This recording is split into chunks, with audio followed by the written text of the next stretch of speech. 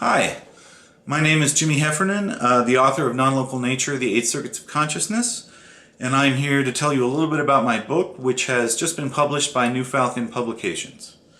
Nonlocal Nature, The 8 Circuits of Consciousness is a modern manual for self-realization. Some philosophers have postulated that the human nervous system is composed of a series of neurological circuits, 8 of them, which are responsible for determining the broad range of behaviors humans and potentially other creatures exhibit.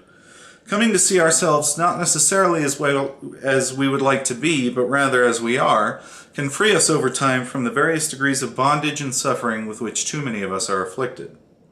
This book is less about the fast track to enlightenment and more about achieving a higher degree of internal and external freedom through the acknowledgement and experience of our true natures.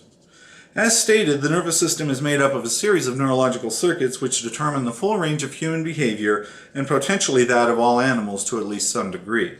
These circuits are truly fundamental and, in tandem with environmental imprints, guide us in everything we experience. The first circuit deals with our biological safety and survival system, enabling us to determine what is safe and what is dangerous, and what we should approach and should avoid.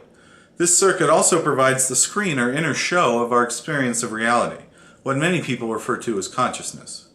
The second circuit is our system for emotion, sense of territory or boundary, and our ego behaviors. Indeed, it will be seen that what we experience as emotion is at the root of all of these phenomena. The third circuit is our rational semantic circuit. It is commonly referred to as the mind. Our ability to reason, think, speak, and manipulate artifacts or tools is mediated by this level of the nervous system. The fourth circuit generates social and sexual phenomena and is the basis for what we all recognize as morality. The manifestations of this circuit can vary dramatically across cultures. These 4 circuits are often referred to as the lower circuits. They provide the behaviors exhibited by all those engaged in survival behaviors on planet Earth. There are, of course, 4 higher circuits as well. Circuit 5 is known as the neurosomatic circuit. It pertains to the neurological and existential experience of mind-body feedback, in which it is seen that mind and body are one interdependent unit. This often leads to a serenity and bliss which is known to carry one away from the survival circuits. Circuit 6 is known as the neurogenetic circuit and represents the conscious experience of the DNA-RNA dialogue, which, believe it or not, can at a certain point be accessed by the nervous system. This is also intimately tied to a phenomenon I have referred to as the noosphere, which is a planetary consciousness tuned into by the DNA network residing on planet Earth.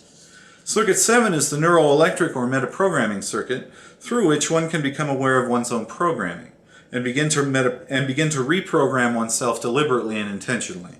Relativity, multiple choice brain awareness, free will are all phenomena associated with this circuit. The 8th circuit, which I am calling the neuroatomic non-local quantum circuit, is not really a circuit at all. It is a metaneurological and metaphysiological network which has to do with the subatomic connections throughout all nature to which quantum theory, and especially Bell non-locality, have pointed.